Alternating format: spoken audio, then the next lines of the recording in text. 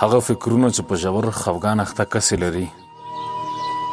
زه ډېر یوازې یم، ډېر ستړی. ما د نړۍ په دې دومره ډېرو خلکو کې هېڅوک اشنا نه ښکاري. داسې ښکاري لکه ټولې څهرې چې بدلې شوي وي.